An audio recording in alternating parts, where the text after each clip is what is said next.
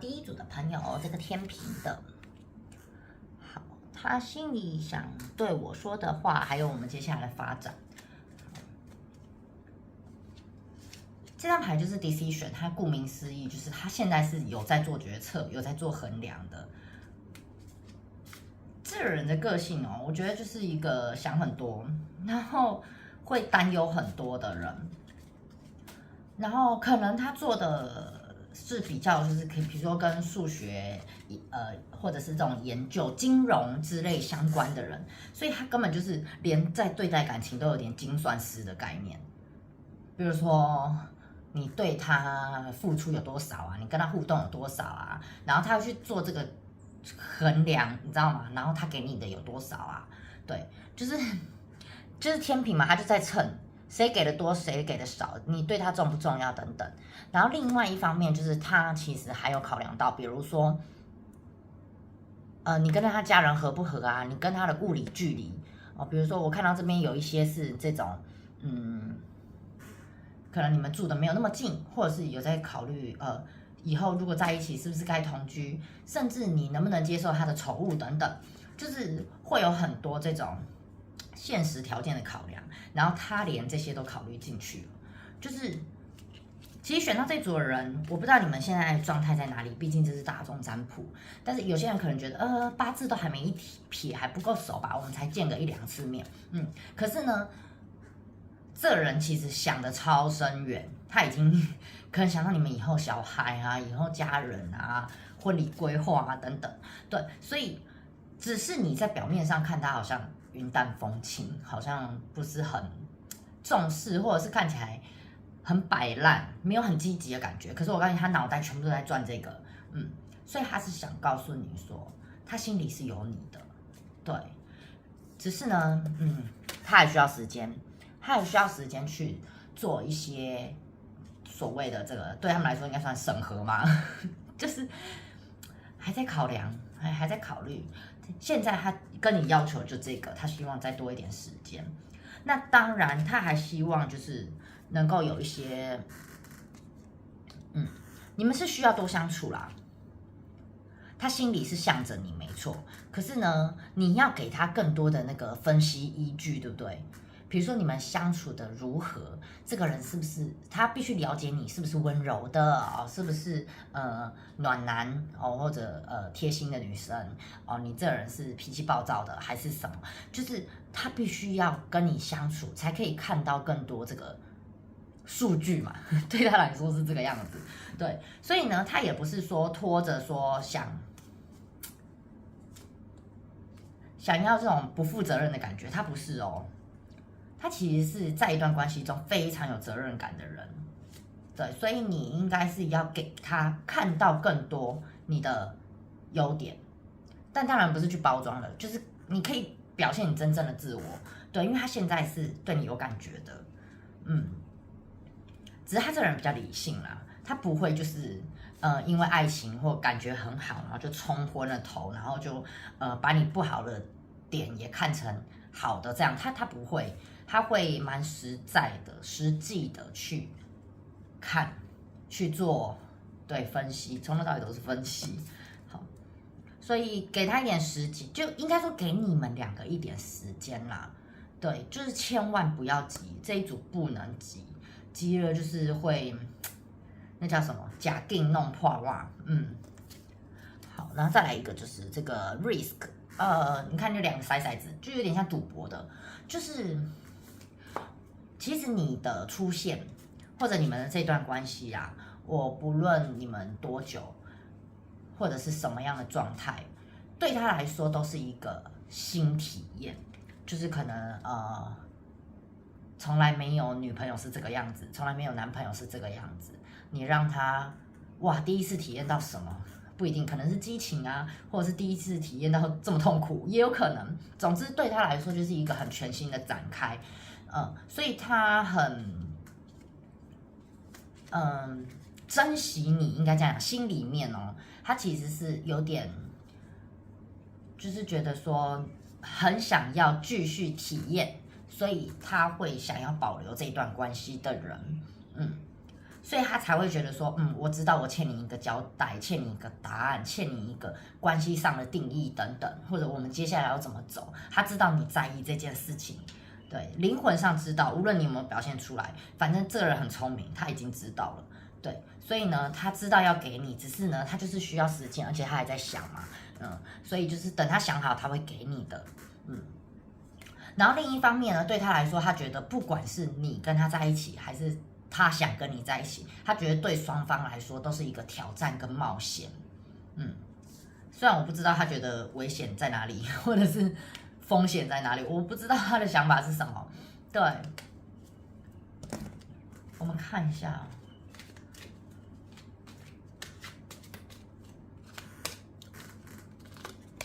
哦，了解。好，他其实就是太害怕，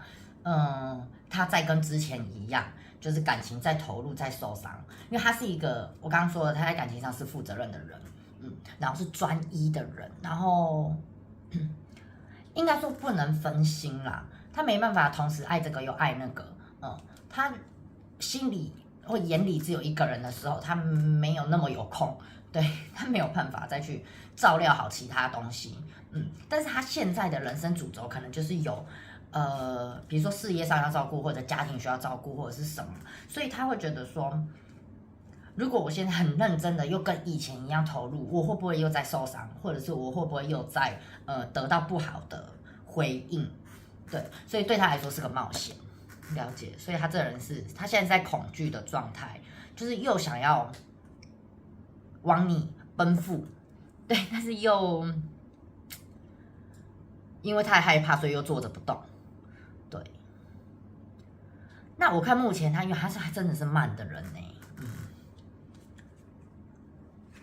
而且是有一点情绪化的人。这个他虽然是可能会让你觉得很温柔、很体贴，然后好像某部分的人会觉得他油嘴滑舌，也不能这样讲，就是口才不错啦，然后好像很会撩啊，很好聊啊这样子，但那个都是有点，就是他只是外在跟人家相处的时候会有这样的交际状态，但他内在的他真的是蛮沉稳。然后比较不会表达心里真实的感受，就是外面这些表象都只是有点打哈哈，或者是在隐藏他真实想法的做法。对，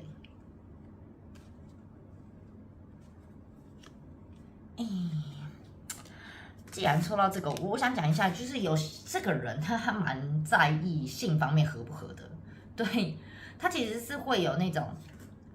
他想要两个人都属于彼此，因为他知道他谈感情以后会是这个样子，所以一样嘛，就是他要投入，他对他来说是很大的赌注，可能是把他的100分都投下去，对，所以他不知道你还适不适合，他还会不会赌赢，所以他在做考量。但我觉得你自己也要心理准备，毕竟你们选到的是这张牌，就是我认为啦，这里面有一部分的人，就是抽到这组的人，你自己可能也有其他考量哦。对，要不然就是你桃花运非常好，你知道啊，反正我没有你，我也不缺其他，就是我还是会有人要。对，就是你知道自己是这样的状态，所以你自己也在做衡量。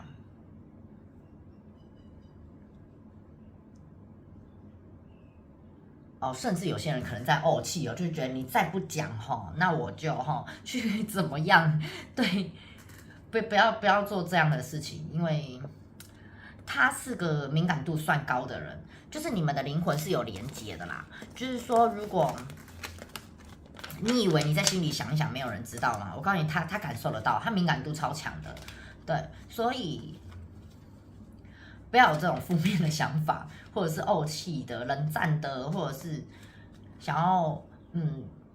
说假话，对，你就是把你真实的感受说出来，没有关系。对，我看哦，好，但你要给他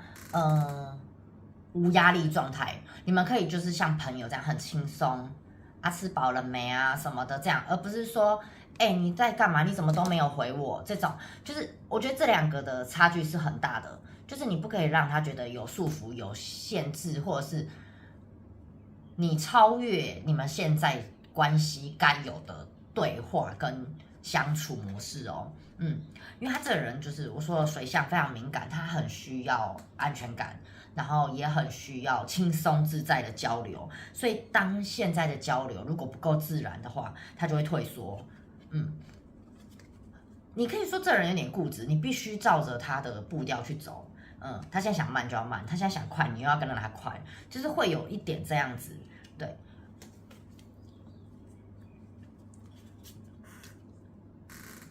好，我是觉得，你可以把这个主控权让给他，没有关系啦。对你不要去执着太多，然后不要去掌握太多，掌控太多。对。可是我看这人好慢哦，我看多久哦？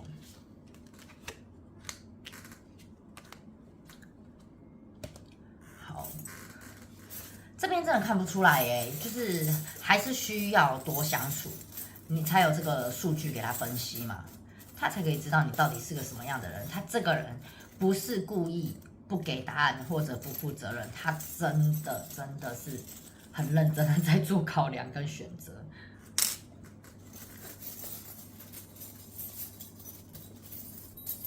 OK， 两个时间点，一个是1个多月，就4、5个礼拜的时候，然后一个是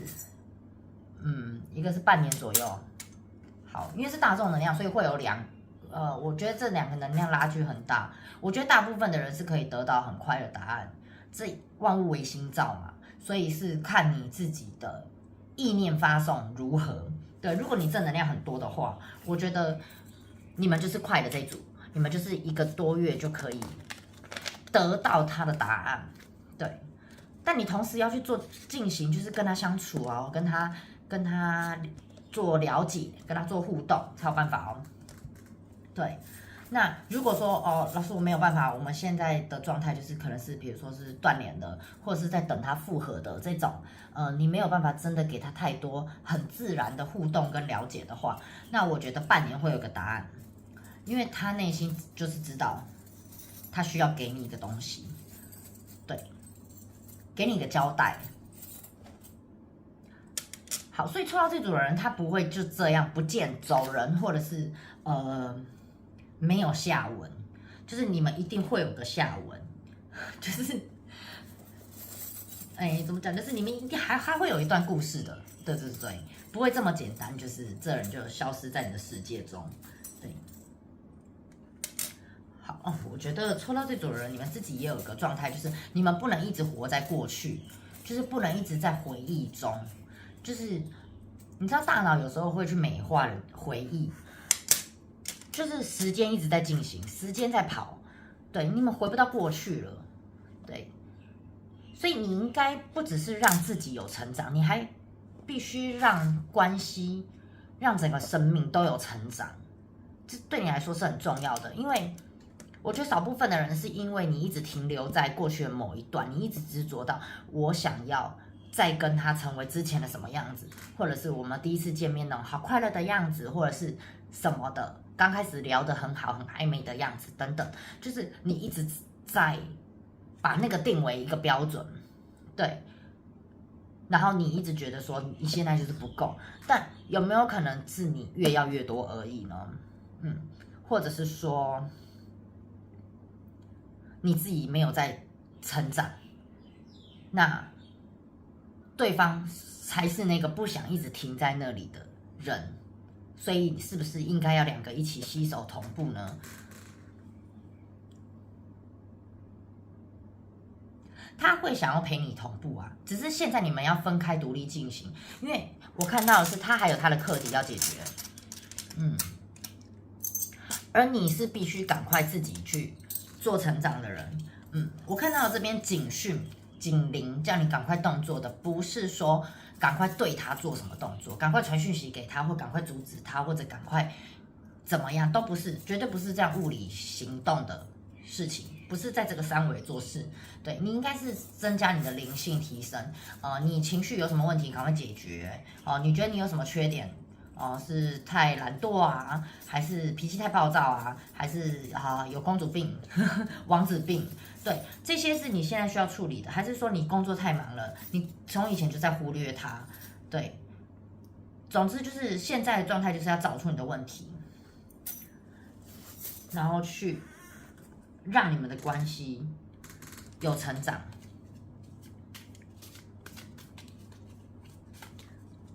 好，我们看一下。对，反正就是肯定有故事了嘛，发展。好，如果在那个叫什么备孕的人啊，或者有考虑同居啊、婚姻的人，我觉得蛮多人是往这个阶段去的。好，他一定会给你个答案的啦。我觉得选到这组的人很多都是就是一个双生火焰的课题，或者灵魂伴侣的课题。而且你们是镜像关系，就是其实你们想要的东西是一样的。只是有时候你们会觉得为什么个性差异那么大？但是如果你把它换一个角度，其实你们是互补的。其实你们两个非常的相似，任何面向啊，不一定是说，比如说情绪上，或者灵性上，或者性格，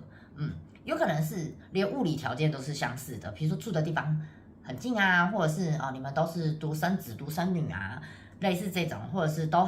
是猫派的啊，或者都是狗派的，类似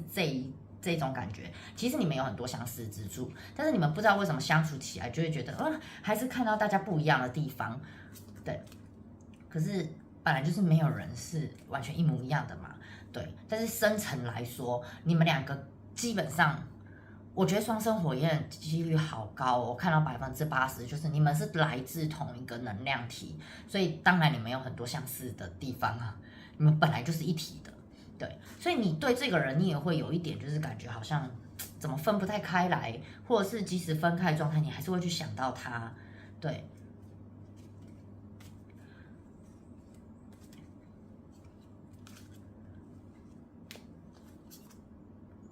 好，我认为你会得到好的答案，选到这一组的人，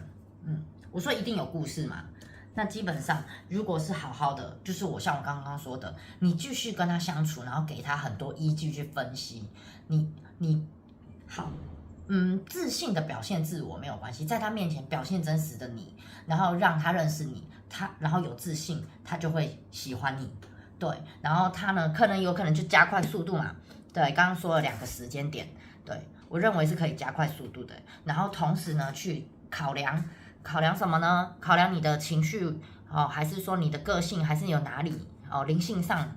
需要调整的调整。他会来拥抱你，对。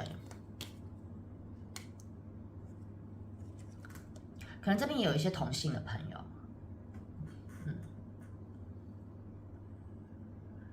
对，你们很难分开哎，你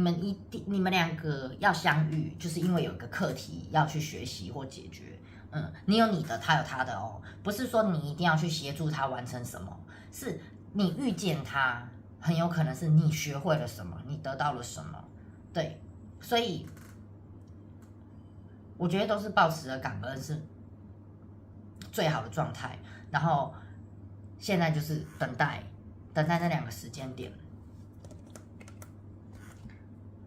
我看还有什么呢？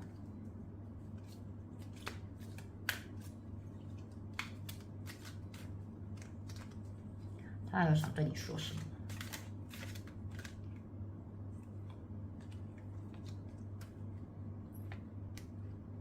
对，他其实是想要对你负责的，真的很想。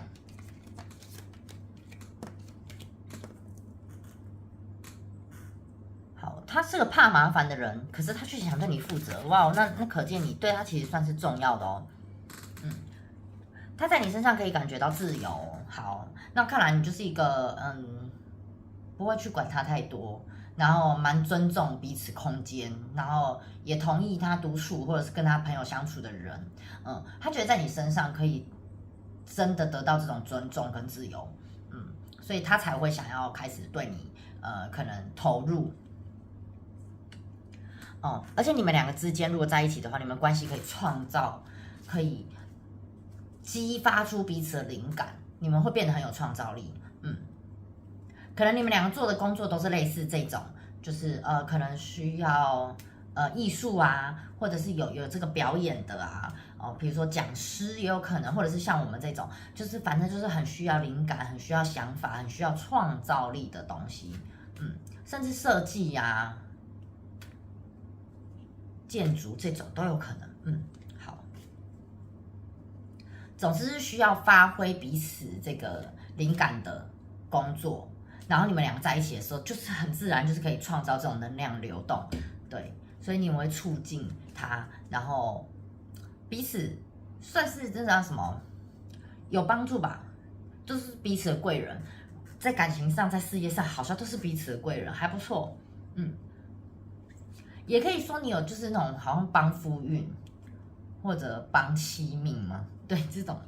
对。所以你可能都有在陪伴着、祝福着，所以多多少少能量是有流动给他的，对。然后你也有因为他而获得一些灵感吧，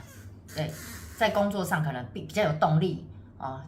在生活你会变得比较有活力、比较有热情这样子，好，所以我认为这一组接下来发展是蛮乐观的，大家就是等这个答案。祝福大家，拜拜。好，我选到第二组的朋友，他想对我说的话是什么？还有我们接下来的发展。好，我觉得这个人他现在还有很多东西需要解决，他现在是很自身难保的泥菩萨过江的状态。对，好，就是说呢，他自己生活现在可能没有过得那么好，或者是我说的生活不一定是这种经济上或者是事业上这种家庭上的东西，有可能是他自己情绪，就是他的需求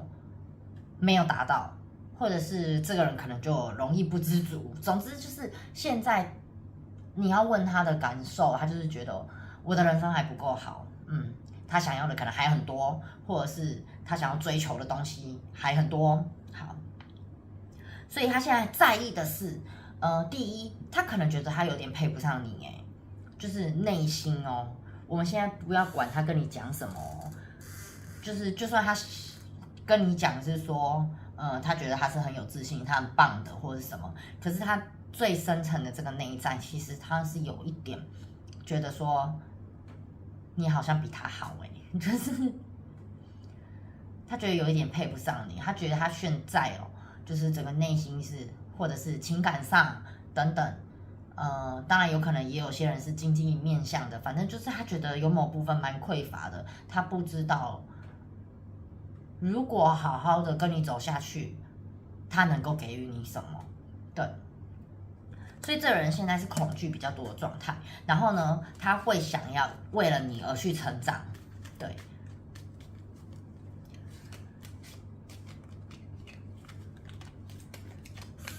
好，他想告诉你，他会去长大，但是呢，你也要长大。就是如果你不长大的话，他好像也不是很想要，就是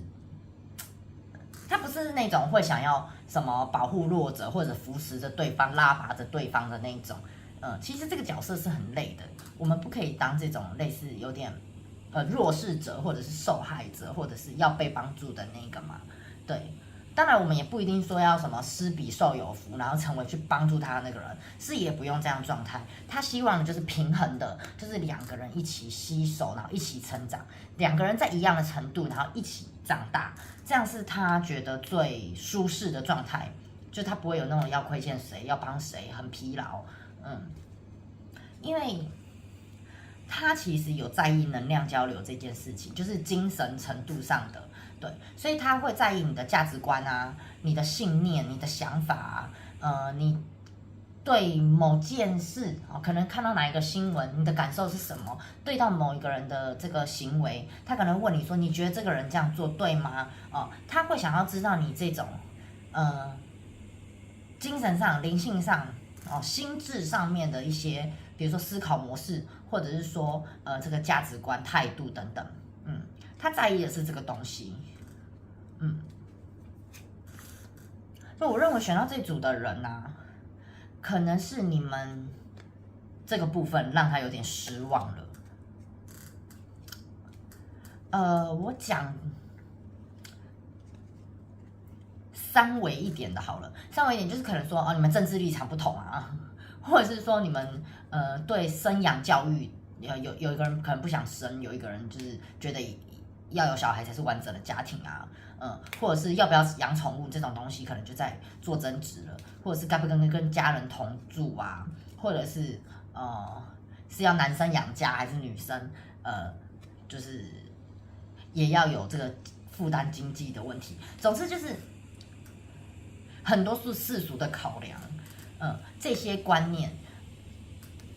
你们是有一点差异的。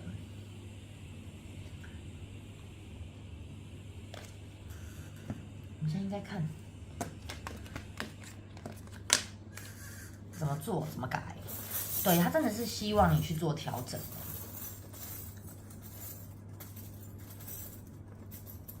我看到有一部分，假如说你是已经就是曾经交往过，然后现在断联中，或者是在考虑要不要分开的状态，或者是说婚姻都可以，反正就是曾经相处过，他可能会想把你推开的原因，是因为他觉得你们既然在一起没有比较好，那不然就是分开成长吧。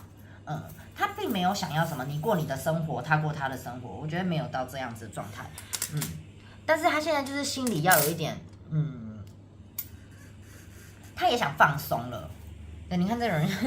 这样躺在泳池上晒太阳，就是你看，而且还有个时间轴，所以就是他是个逗号，你们之间是个逗号，就是只是时机问题，所以他并没有想让你们之间结束，或者是直接变成一个什么下一个篇章，他去跟别人怎么样了？对。就是好，即使啦，因为这是大众占卜，即使他如果真的跟别人在一起或什么的话，我认为你们还会有一个，因为我说的逗号，你们还是会在有连结的，一定会有连结。你们在生命中一定会再重聚，但我这个重聚呢，有没有交往是不一定，但是呢，你们会好像有点再重新相遇，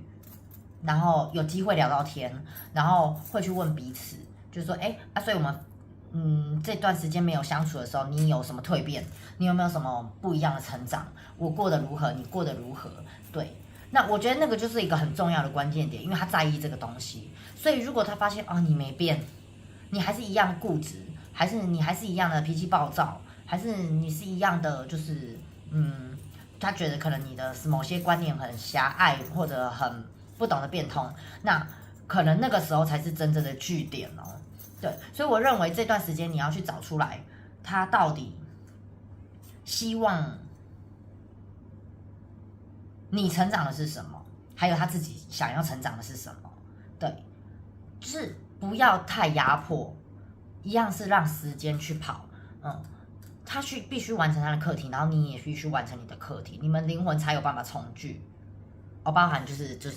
物理上，就是三维上，就是你们人才可以真的重聚。好，但如果说呢，你们之前是没有一段感情的，就是说还在暧昧中，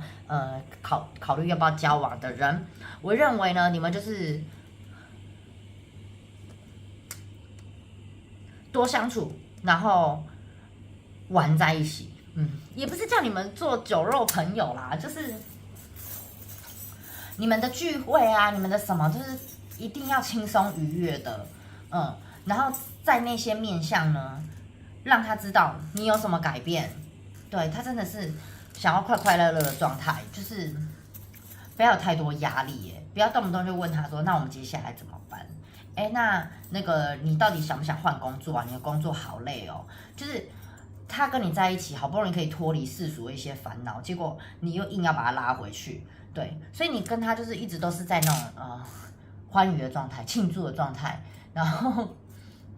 嘻嘻哈哈的状态，没有关系，对，就是你会让他忘掉他去审视你这件事情，对。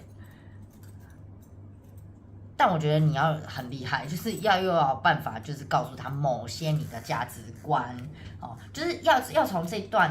就是轻松愉悦的过程，又不能太严肃，但是又要表现说，其实我是一个非常有想法的人，然后我的想法也是很独特的哈，或者是对他要求的真的是有点多哎。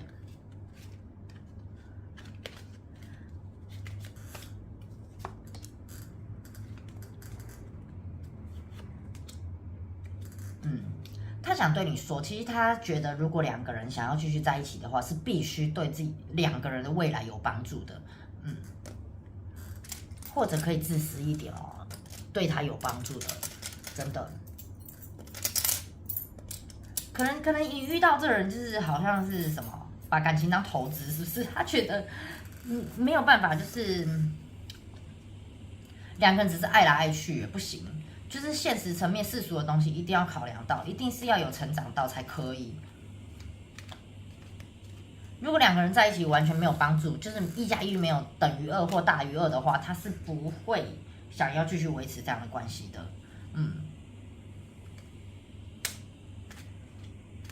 所以他想对你说的，的确就是一开始说的，他想要成长，他也希望你成长。对，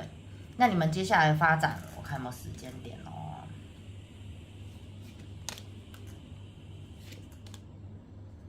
好，这个真的是长期的，我觉得至少还要再等个半年、1年才有办法。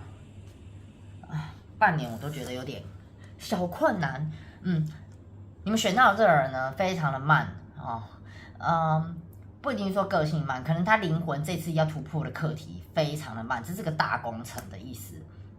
就是不是这么简单就可以过关的啦。他可能要完成这个目标。这个课题，比如说他现在要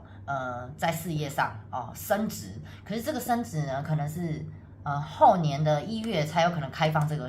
空缺。好，那你就莫名其妙就是被拖到后年的那种感觉，就是有点身不由己啦。但是就是必须照着这个一样有点宇宙的安排，所以你们的这个要突破这个关卡，要打破看是。你们的魔王，或者是要突破心魔也有可能，他可能必须要改变，变成一个有责任感的男人，还是女人，或者是变成一个独立，然后没有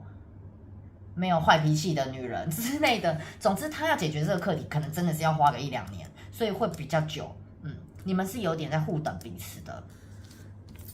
对。所以他想告诉你说，无论就是有没有在一起啦，他都希望彼此是有成长的，有在进步的。他希望，他想告诉你，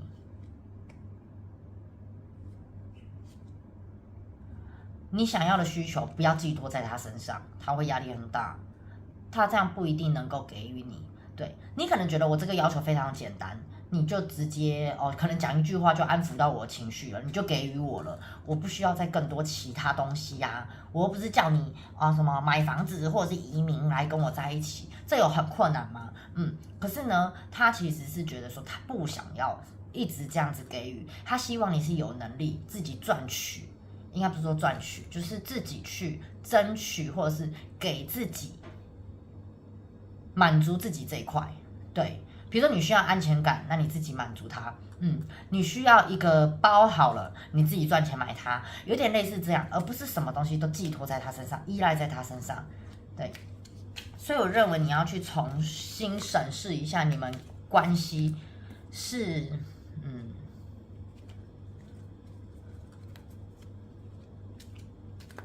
我觉得你们有很多恐惧，你比较多，就是以选到这组牌组的人，在看的人，他比较多，你会觉得你很爱跟别人比较，就是别人的男朋友都怎么样，别人女朋友都怎么样啊，或者别人的家庭都是婚姻都是怎么样子的，对，你会一直去这样子，你没有独立思考过，你没有去想说我真正想要的是什么，你只是以世俗的标准，什么叫嫁得好，什么叫娶到好老婆，你只是用别人的经验法则来套到自己身上，对，你从来没有想过我自己真正觉得美好的关系，幸福的生活是什么样子？对，你只要觉得是就是啊，对，而且不可以完全依赖在对方。我看到的是有些人原生家庭，你必须从跟父亲解决，或者跟那个就是男性的成员呐、比如说哥哥啊、弟弟啊这种。对，我认为学校这组人可能这个那叫什么？那个原生家庭的议题也蛮多的，然后还有就是可能是你们是因为家人的关系在做挣扎，可能对方的父母不喜欢你啊，或你的父母不喜欢对方啦，这样子。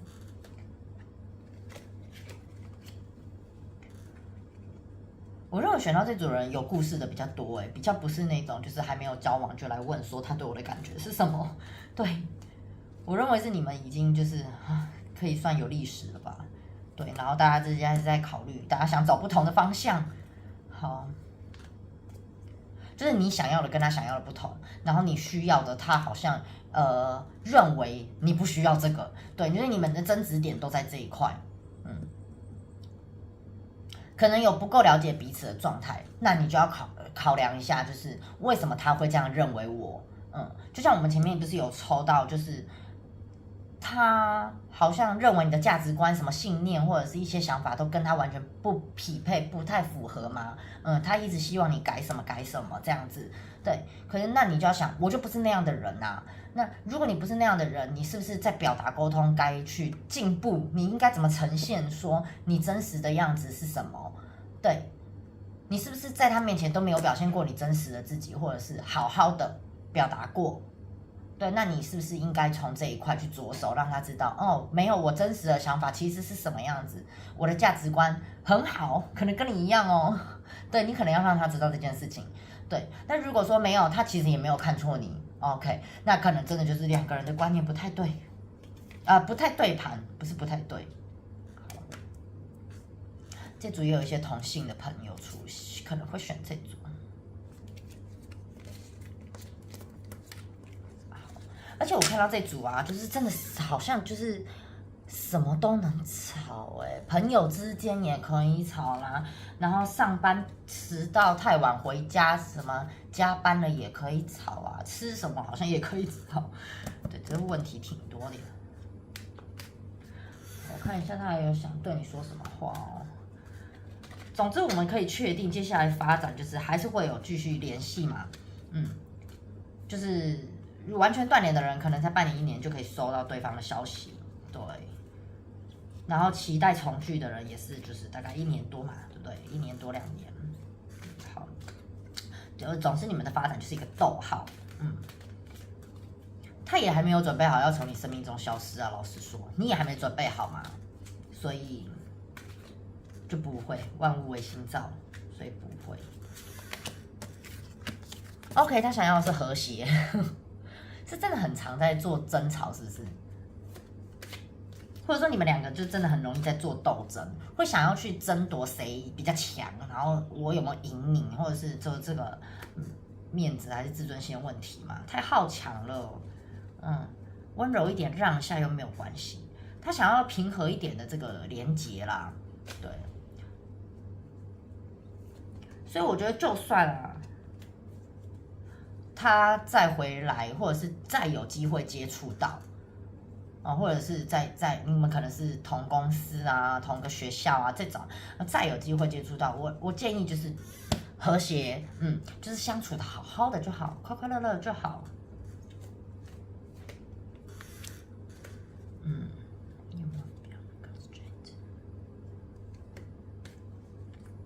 好，你越放下。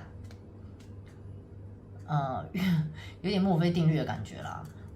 你不要太把所有的心思都丢在这件事情上面。你现在如果太执着，硬要一个答案是很难的，而且你们两个是有共振性的，对，就是说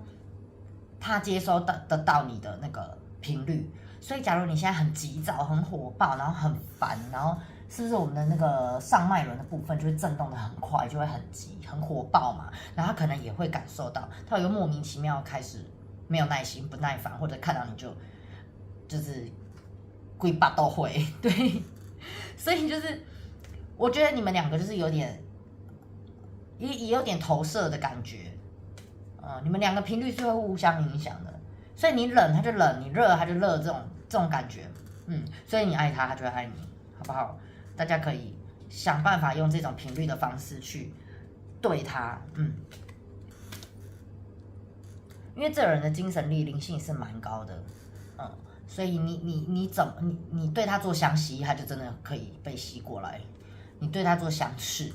他就真的会弹开。对，你们其实是在五维上有很多连结的人呢。就是你可能会觉得，哈，老师，你刚刚不是说他三维考量蛮多的吗？他在意的是这些东西，对他可能会给你觉得他是很哲学、很用脑袋去思考逻辑的人，对。但其实呢，他的灵性还挺高的。你们在五维上可能都还有在相处的，在梦里面，或者是在另外一个宇宙空间，对。所以我才会看这个牌，真的是你们俩其实是断不太掉的，对，你现在就是努力的展现你当下的时刻，你现在能做什么你就去做，我们能改变什么、提升什么，我们就去做，不要去一直依赖在他身上，或者觉得我要对他做什么，我要告诉他，我要把他变什么样子，对，就是要向内求了。不要再向外求，不要再想着改变别人，或者是掌控任何你周遭的事情。你要先掌控好自己。可能你连自己的情绪都掌控不好，或者你连自己价值观可能都还没有定位，或者是你自己的生活还有一点一团糟，你根本就还没有把自己搞定了，你怎么会想要去搞定别人呢？对不对？好。所以我认为不用紧张，它有点是你的业力关系，所以它就是来让你知道说，我们现在还是一个逗号，但是我们不是完全结束，就是当你训练好自己这个灵性成长，好，这个部分，然后他也有他的课题要成长嘛，等到那个时候，我觉得你们还有机会再重聚。好，那就祝福选到第二组的朋友，拜拜。好，选到第三组的人，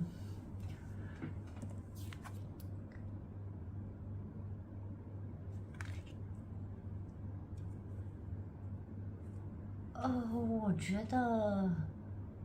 这一组好欢乐哦，就是整个都是一个愉悦的气氛，暧昧，甚至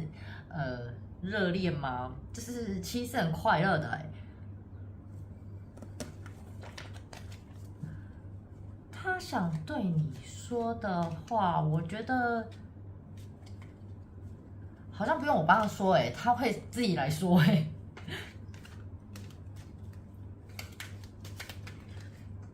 看一下时间点。哦，好，就是他一定会说，但是你需要一些刺激吗？我觉得你去可以表达也没有关系。你看 ，speak up， 你们两个都讲啊。你们两个都做沟通、做交流，去直接讨论是没有问题的，对，而且近期，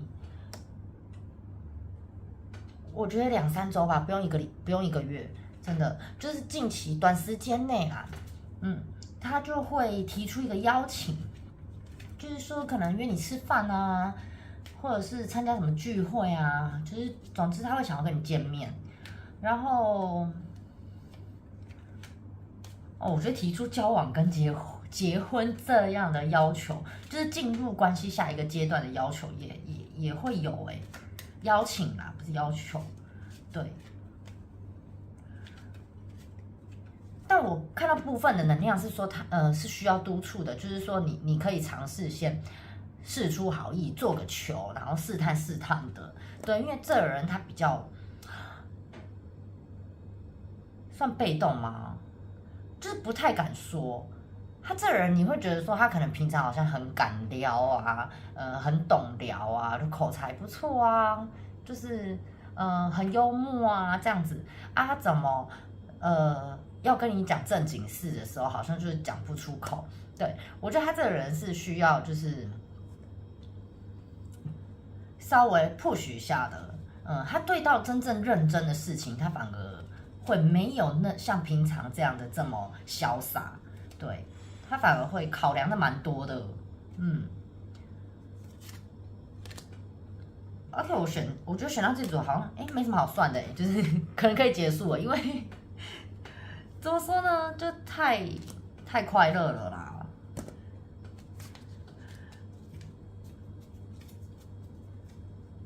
而且因为近期的事情，所以会发生的很快。所以好像真的不需要听我说，你们就是可以直接把影片关掉，然后现在打给他，然后去听他说，应该是可以这个样子。对，发展就是看你决定吧，你接受就是会在一起啊。虽然是大众占卜啦，就是说。但我看真的是90%会在一起。如果你觉得你是那个10%的例外，那可以来各占一下。如果你觉得你现在是有断联啊、有争吵啊，然后或者是说在问复合的人，或者是复合的也有机会那个重聚，就是会复合这样。但如果说你们状况很糟糕的话，我会建议你去听第一组、第二组。我觉得这一组的讯息比较不像是给你们的，因为这太热情欢愉了。你看，就是红色、粉红色这样子，然后都在爱心，都在讲快乐的事情，对不对？在互相表达爱意。对，而且这人啊，他的发展哦，他想要的话，就是会想要到最后。对，不是那种随随便便就是大家谈个短暂的恋爱啊，还是什么的，他不太是这个样子。对。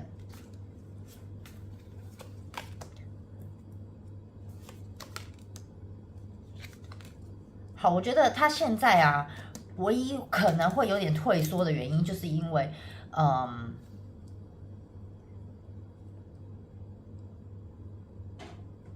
他没有觉得你有互相到哦。他其实想要，你看，你像白马王子，就是带着这个公主飞走的私奔，对，你们有这种私奔的感觉，你们可能要离开一些就是社会现实的枷锁。就是说，比如说你可能会觉得他，比如说你们年龄差距很大啊，或者是你们是远距离啊，或者你们的家庭，可能这个价值观或地位是有点比如说不太符合，或者是家长互相不喜欢等等，或者职业的这个地位差很多之类的，领域很不同，对，你们会有一些现实上的差异，对，可是他已经突破这块，他已经不太在意这些东西，他就只是觉得说。你们两个好好快乐、浪漫的在一起，这样就好了。对，你可以感受到很多浪漫的氛围，然后两个人有点在互相学习怎么去爱，然后怎么给予爱，然后怎么让爱就更升华，然后你们两个就是都是在享受，然后一起成长的这样的感觉。对，所以你不能有一点就是那种什么怄气啊，或者是想要闹个小脾气啊，或者是说。我就不要，我就要等你来，很主动或什么的。我觉得你不要给他这样的感觉。你看，就是这男生这个女生是背对他的，对，他反而会觉得说，他是很想要找你的，他是很想要给予你什么，想要跟你再进一步。可是你好像就是有点背对他，就是所以他有点搞不太清楚，说，你的态度是什么，你的心态是什么，这样子，对。我觉得你们状况是属于有点情绪化，或者是时好时坏。你一下觉得很乐观我相信我很有自信，我觉得我们会在一起。然后有的时候又可能觉得不行，我觉得他是在玩弄我，或者他根本就在摆烂。啊，他明明知道我的心意，怎么都没有去，就是付出什么行动这样。可是我告诉你，一定会行动。对，我看到时间非常快。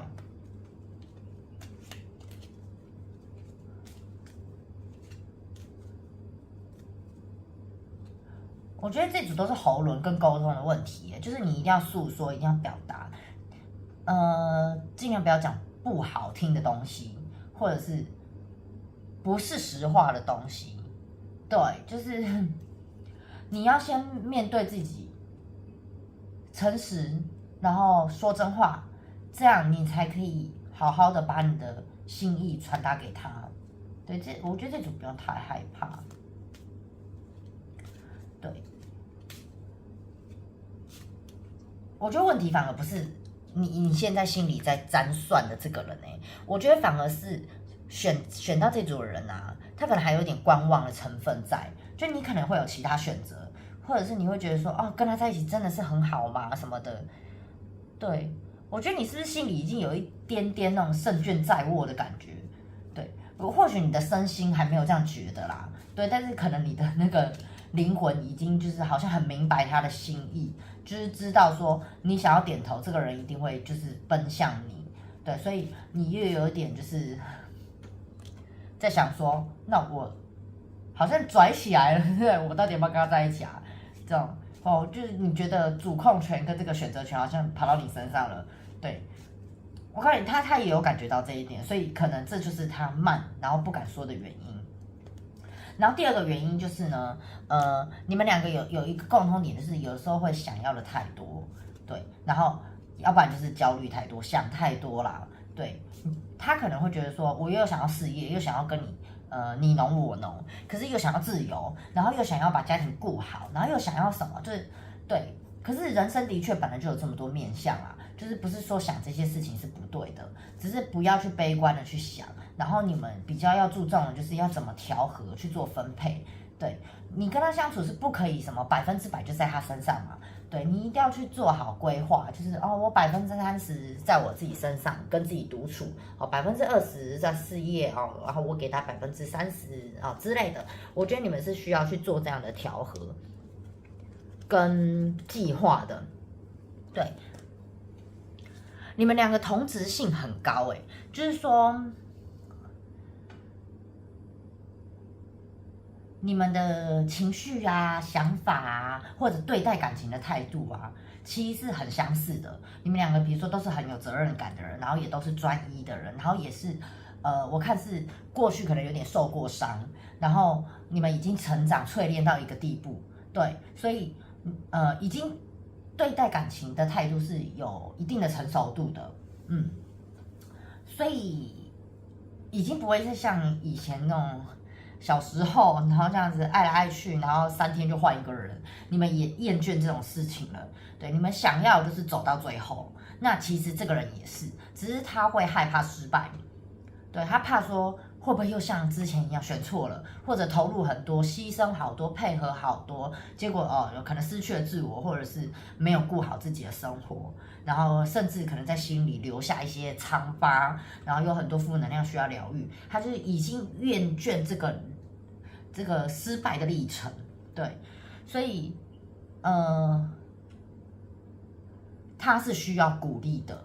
就是这一块，它是需要被疗愈，然后你需要给他勇气，就是说不要怕我们不会再就是这样子失去彼此，或者不会再重蹈覆辙，不会跟之前一样。对，就是你可以给他更乐观，然后更多的这个勇气。对，因为他其实是真的是在等你就是推一把。对，那如果说老师我就是不太想推，或者是你已经很努力做球了，可是他也还好，我告诉你，其实就是他都有收到啦，就是他只是可能表现的，就是觉得听不懂，装傻这样子，但是其实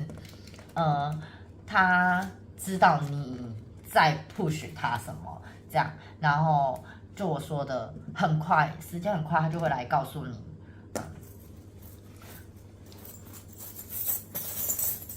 我觉得这种好像没什么好测的整个好乐观，好愉悦哦。多一点，看一下哈。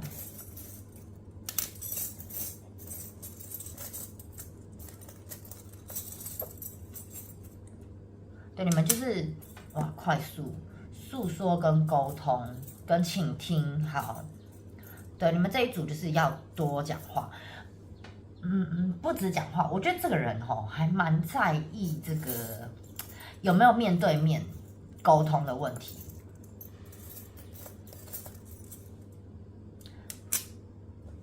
他就是想要一个完全平等的感情，他希望你就是跟他一起成长，然后他给予你的这个心力啊、时间啊，跟这个付出的这些爱的能量，你跟他也是同等的，你也可以回馈他，对，因为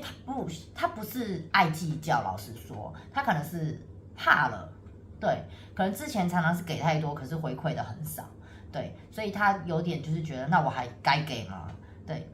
所以你可能会觉得说，他对你可能有意思，然后可能在暧昧的状态的这个激情、这个热情是都非常好的。可是为什么就是一直没办法聊这个正经事，或者是说一直没有办法突破这个阶段性的东西？可是他想跟你说的是，就是他很多内心很深层的东西还没有机会跟你诉说，我觉得有可能是你们在物理上有距离，或者是说你们现在都是只能用这个3C 产品去做交流，你们很难面对面当下，然后好好的去聊个天，然后去讲彼此最内心最深层的，就是那种对话啦。对，所以他也不是不说，对，而且我就说接下来他会马上来跟你说，只要你给他机会，可能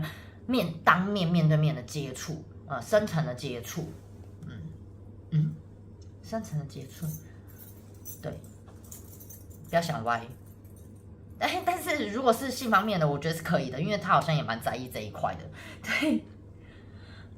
他这个人我觉得是比较实际的人，就是他必须要有真的很踏实的感受，有点那种眼见为凭，或者是摸得到才是真实的那种感觉。所以如果你只是就是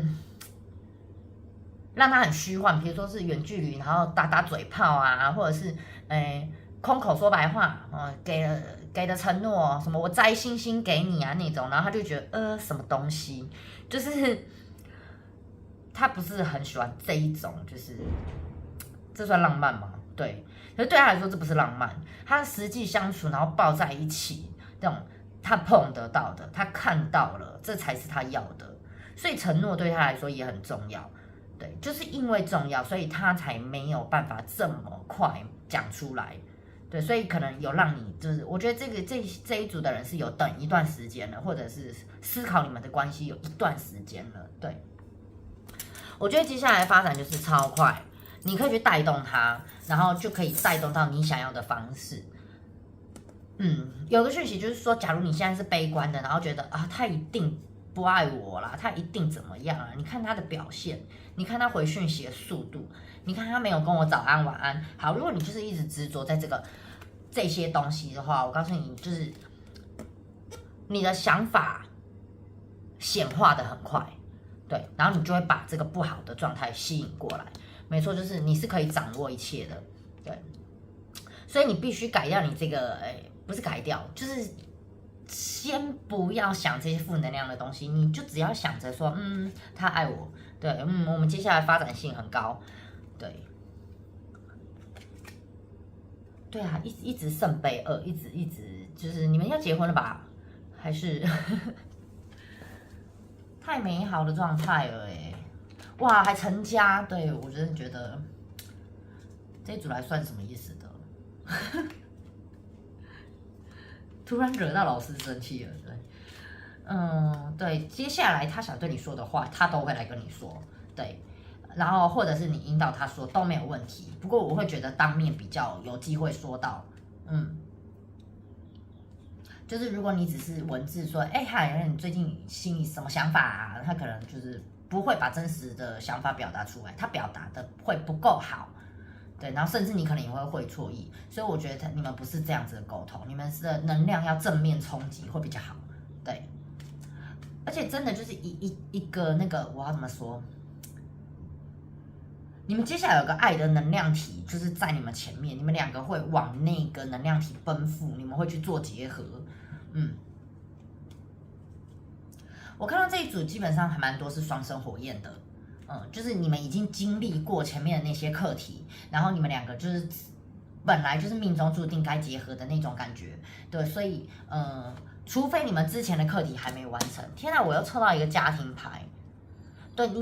你跟这个人如果真的在一起的话，你们就是会到最后，对，大众占卜，对，但是我相信真的基本上90%是这样啦，对，他就是只是一个比较害羞内向的人啊。但是我告诉你，他是闷骚型哦，就是你一认识他更深层的时候，你就发现，这人也蛮热情奔放的，对，就是跟你原本认知他那种害羞小生，还是那种腼腆，还是说有可能有的是那种什么好像忧郁型男那种，对，就是或者是女生的话，你如果是测女生，可能你会觉得这女生就是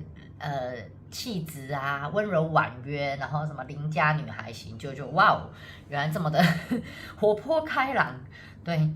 就是你认识也会发现他这个最真实的内在，不是好的啦，就是说，另外更活泼、更火元素更多、更热情的一面，对，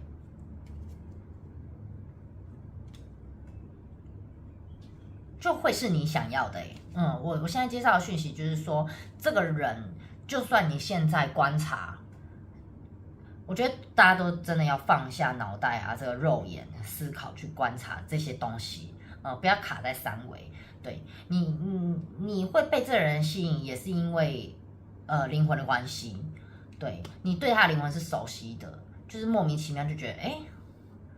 我也没有特别说想要多喜欢这个人，这个人也不太是我的菜，然后为什么就还蛮想靠近他的？